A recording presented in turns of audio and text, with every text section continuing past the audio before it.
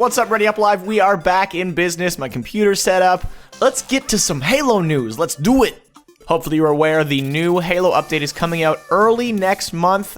Probably earlier than we expect. In the first few days of the month is my guess. It's just gonna hit. It's gonna be beautiful. I'm excited about it. This one's called Ghosts of Meridian. We get our first tease at some stuff in here. Warzone Skirmish at Dark Star is one of our new maps. I'm all about Warzone. As you guys probably know, Warzone is my jam. The more the merrier. Give me Warzone. We get these new armor sets. Dynast armor. This one's pretty funky. This is almost not Halo. I'm okay with it. You know what? Screw it. Give me stuff. I like things. And I actually really like this Mark V Alpha Reflex armor set. Obviously, the head still makes you look like you were dropped as a baby, but you know what? The body is tight. I'm into that. I'm into the yellow stuff. I might rock it a bit. Now, 343 have learned their lesson and have tripled down on their blurring efforts to make it a lot harder to figure out what's going on here. If I would have a guess as to what this other map is, it's an arena map. That's my bet, arena. I don't know if you guys remember, but I'm still waiting on the lava flow map that was teased in one of the Sprint episodes. And judging by the abandoned industrial style of Skirmish at Dark Star, could be it. If my prediction is right, high fives all around. Here's a big thing. Tartarus Gavel. This looks really cool. I like that it's so much different than the typical variations. You got this wrap around it. Like, it looks very cool. I really like it. So let's see what happens. Maybe the distances increase. Like, swing faster maybe?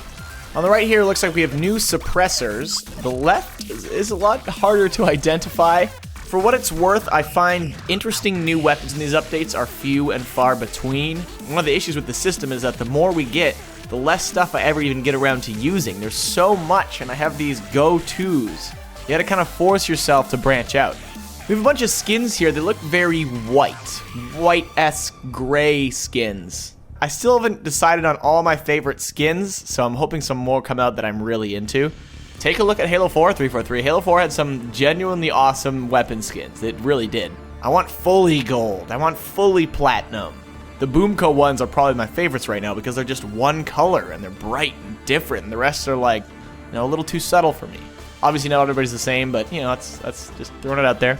Hannibal Mantis. This is very cool. A very distinct looking Mantis. This is what I'm talking about. This is an advanced Mantis with heavy armor, rapid fire Gauss cannon, and experimental ion field missile warheads.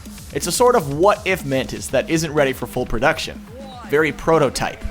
The shields have been boosted, but the armor has been reduced. When it comes to the Mantis, in my opinion, the shields are a lot more important because once you lose that, you just get destroyed.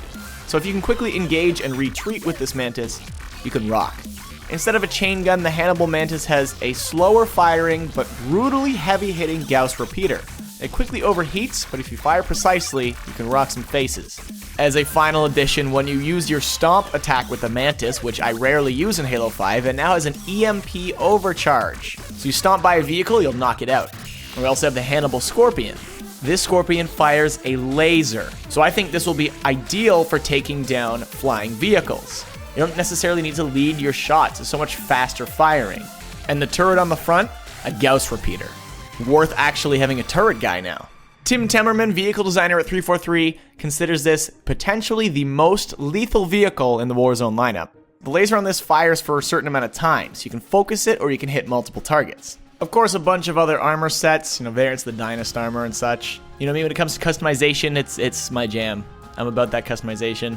A stake-tacular emblem. I already have a feeling this is going to be a favorite. It looks fantastic. I think it looks really, really awesome. But what could these other ones be? The thing with 343's constant update schedule is they've been really catering to fans. If people are vocal enough about something they want to see, it can happen. So if everybody just collectively wants a specific emblem, that can happen. Post your ideas, like other ideas that you're into. It's a community, baby. And there was some confusion over this one here. I was even confused myself until I got some help from ReadyUpLive dudes. That's an armor mod. For some reason, can't decide on what logo the armor mods use, but sometimes it's a chip, sometimes it's like 3 bullets. I don't know what the deal is. But that is a new armor mod.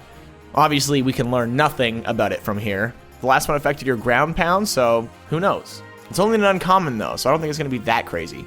There are a bunch of new Community Forge maps now available inside Halo 5, so go play some stuff, including some great throwbacks to Halo 3 Griffball.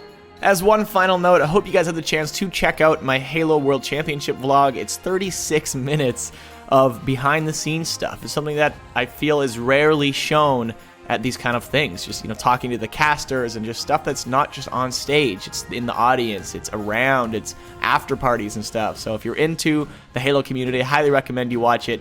Thanks so much for watching. Leave your thoughts below. What are you most excited for about this update? See you next video.